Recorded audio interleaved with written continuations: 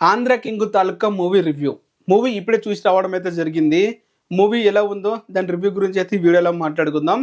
Review కంటే మెయిన్‌గా ఈ వీడియోలో నేను డిస్కస్ చేసే పాయింట్స్ వచ్చేసి అయితే ఒక మొత్తం ఒక డీప్‌గా అయితే ఉంటాయి. సో వీడియోని ఎవరైనా కంప్లీట్‌గా చూడాలనుకున్న వాళ్ళు మాత్రం స్టార్ట్ అయితే చేసేయండి. Let's go to the video. వీడియోలోకి వెళ్ళే ముందు ఛానల్‌ని సబ్స్క్రైబ్ అయితే చేసుకోండి. మ్యాటర్‌లోకి వెళ్తే ఆంధ్ర కింగ్ తాలూకా రామ్ కెరియర్‌లోనే చాలా హోప్‌తో, చాలా హైప్‌తో రిలీజ్ అవుతున్న మూవీ. రీసెంట్‌గా 'స్కంద' గాని, 'డబుల్ ఇస్మార్ట్' గాని వరుసగా ఫ్లాప్స్ ఎత్తుకుంటూ వచ్చాయి. మరి ఆంధ్ర కింగ్ తాలూకా మూవీ హిట్ అయిందా లేదా? దాని గురించి మాట్లాడదాం.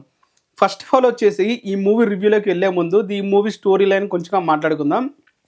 స్టోరీ వచ్చేసి అయితే ఒక బయోపిక్ ఆఫ్ ఫ్యాన్ అనమాట.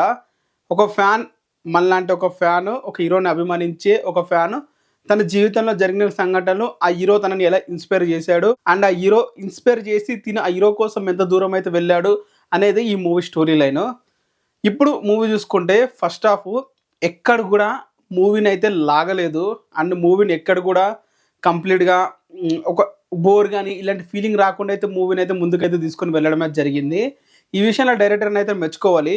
మూవీలో ఒక సాంగ్ అయితే ట్రిమ్ కూడా చేసేస్తారు, అది ఇంకా బెస్ట్ చాయిస్ ఈ మూవీకి. అండ్ సాంగ్స్ ఎంట్రీ సాంగ్ కానీ మధ్యన వచ్చే కొన్ని లవ్ మెలోడీ సాంగ్స్ కానీ చాలా బాగా అయితే వర్కౌట్ అయ్యాయి స్క్రీన్ మీద. విజువల్గా కానీ ఆ టెక్నికల్గా కానీ చాలా అంటే చాలా అద్భుతంగా అయితే ఉన్నాయి. ఓవరాల్గా ఫస్ట్ హాఫ్ కూడా చాలా రేసీగా ఫాస్ట్గా అయితే వెళ్తూ ఉంటుంది, ఎక్కడ కూడా బోర్ సీన్ లేకుండా చాలా వరకు మనల్ని ఎంటర్టైన్ చేస్తాయి. దాంట్లో ఫస్ట్ 20 మినిట్స్ మాత్రం ఉపేంద్ర గారి రోల్ అయితే ఉంటుంది. తన రోలు చాలా అంటే చాలా అదేదో ఒక మలయాళం మూవీ, తమిళ్ మూవీ ఏ విధంగా అయితే ఒక స్టోరీ బేస్డ్గా వెళ్తూ ఉంటాయో ఫస్ట్ 20 మినిట్స్ అదే రేంజ్లో అయితే దాన్ని అయితే తీయడం అయితే జరిగింది డైరెక్టర్ గారు. ఈ విషయాల్లో తనకైతే 100% మార్క్స్ అయితే ఇవ్వచ్చు.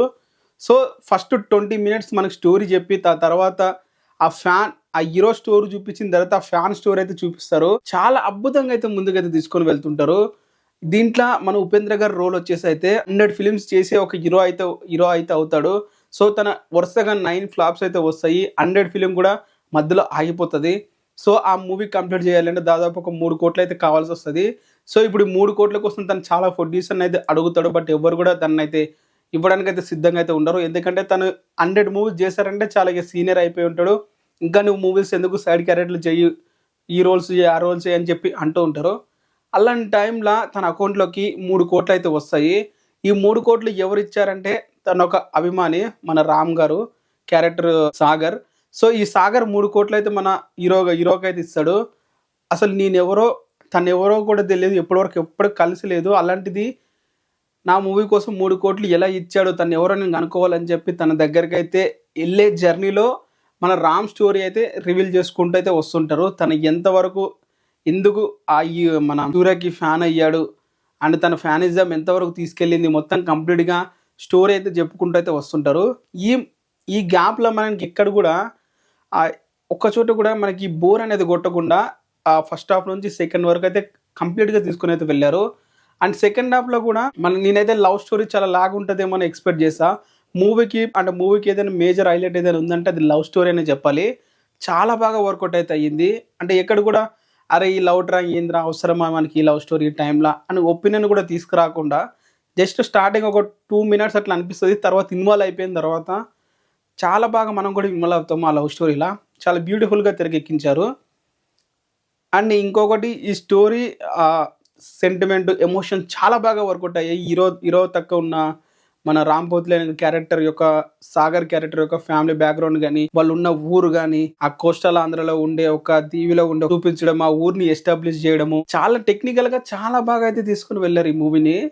నేనేదో ఒక మలయాళం మూవీ మనకి చూపిస్తున్నారని రేంజ్ లో నాకైతే అనిపించింది. ఎందుకు మలయాళం మూవీ రిఫరెన్స్ చేస్తున్న గొప్పగా తీస్తారంటే వాళ్ళు గొప్పగా తీస్తారని కాదు, ఆ రేంజ్ మించి అయితే మన దాంట్లో ఉంది ఈ మూవీ అని.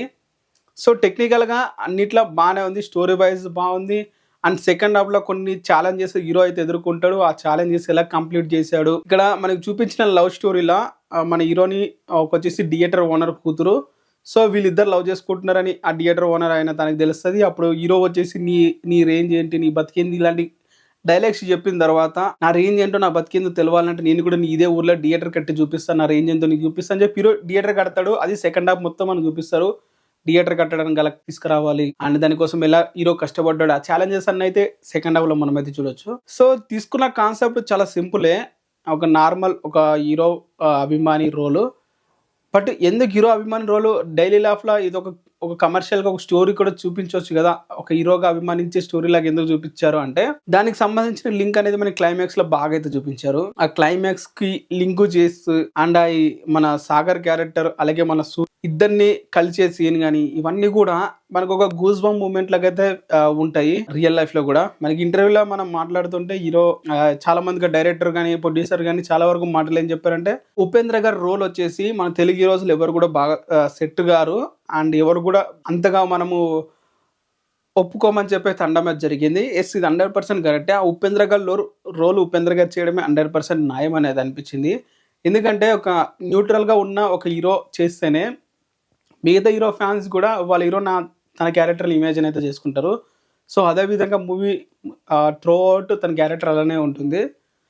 సో ఓవరాల్గా మూవీ అయితే ఇది ఫస్ట్ హాఫ్ చాలా రేసీగా ఫాస్ట్గా వెళ్తూ ఉంటుంది అండ్ సెకండ్ హాఫ్ హీరో కొన్ని ఛాలెంజెస్ ఉంటే దాన్ని ఇలా సాల్వ్ చేస్తాడు అనేది చూపించారు. ఆ మధ్యలో కొంచెం లవ్ స్టోరీ అండ్ కామెడీ ఇవన్నీ కూడా చాలా బాగా వర్కౌట్ అయ్యాయి. అండ్ ఇంకొకటి డిసప్పాయింటెడ్ ఏదైనా విషయం ఏమైనా ఉన్నాయంటే మాత్రం క్లైమాక్స్ కొంచెం ఫాస్ట్గా అవగొట్టేశారు అని చెప్పి అనిపించింది. ఇంకా కొంచెం ఎమోషనల్ కనెక్టివిటీ ఇంకా బాగా డెవలప్ చేసుకుంటే బాగుండేది. హీరో లవ్ స్టోరీల విషయంలో కూడా ఇంకా బాగా తీసుకుండాల్సింది. అంటే లవ్ స్టోరీ ఇంకా వాల్యూ గట్టిగా ఉంది, తను ఇంకా ఎమోషనల్గా ఇంకా కనెక్ట్ చేసి ఉండాల్సింది అనేది ఒక పాయింట్ లాగా అయితే మైనస్ లాగా అయితే ఉంది. దాని తప్ప ఇంకేం లేవు, అంత బాగా వర్కౌట్ అయింది. రామ్ కెరీర్లో ఒక ఇట్టు కొట్టాడని చెప్పి అయితే ఈ మూవీ చూసిన తర్వాత అనిపించింది. మరి మీరు ఆంధ్ర కింగ్ తాలూకా మూవీ చూస్తారా లేదా కింద కామెంట్ అయితే చేయండి. స్కంద ఇస్మార్ట్ శంకర్ డిజాస్టర్ల తర్వాత ఫైనల్గా రామ్ పోత్లేని వచ్చేసి ఆంధ్ర కింగ్ తాలూకాతో బ్లాక్ బస్టర్ హిట్ అయితే కొట్టేస్తాడు. మరి ఈ నవంబర్ మంత్లో ఏ మూవీస్ కూడా బిగ్ కలెక్షన్స్ అయితే రావు. మరి ఈ మూవీ బాక్స్ ఆఫీస్ కలెక్షన్ దాదాపు 27 crores, దాదాపు 50 కోట్ల వరకు అయితే గ్రాస్ అయితే రావాలి. మరి ఈ మూవీ అంతా ఇది గైస్ వీడియో మీకు ఎలా అనిపించింది కింద కామెంట్ అయితే చేయండి. అండ్ ఎవరైనా కొత్తగా వీడియో చూస్తున్నట్లయితే ఈ మూవీలో ఇంకొక విషయం మాట్లాడుకోవాలంటే ఈ మూవీలో వన్ ఆఫ్ ద సీన్లో వచ్చేసి హీరో ఛాలెంజెస్ ఫేస్ చేస్తున్న టైంలో తను కొన్ని తన బిజినెస్ తాలూకా కొన్ని ఐడియాలు అయితే తెలుసుకుంటుంటాడు పక్క వాళ్ళు చెప్పే ఐడియాస్ ద్వారా. ఇది ఈ మూవీ 2000 ఏరాలో జరిగే స్టోరీ కాబట్టి మనకు చాలా వరకు బిలీవ్గానే ఉంటుంది. అదే కానీ ప్రెజెంట్ స్టోరీలా కానీ తీసుంటే ఈ మూవీ అంత వర్కౌట్ అయితే కాకపోయేది. బట్ ఇది 2022, 2002లో తీసిన మూవీ కాబట్టి అప్పుడున్న వాతావరణంకి అప్పుడున్న మన కమ్యూనికేషన్స్కి ఈ మూవీ అయితే మనకి చాలా వరకు ఆర్గానిక్గా బిలీవ్గా అయితే ఉంటుంది. సో స్క్రీన్ మీద అదైతే ప్రజెంట్ చేయడంలో వాళ్ళైతే 100% సక్సెస్ అయితే అయ్యారు. అండ్ ఇది ఓవరాల్గా ఈ మూవీ నా ఒపీనియన్. మీరు చూసారా, మీకు ఎలా అనిపించింది కింద కామెంట్ అయితే చేయండి. ఎవరైనా కొత్తగా వీడియో చూస్తున్నట్లయితే సబ్స్క్రైబ్ చేసుకొని ఫాలో అయితే కొట్టేయండి.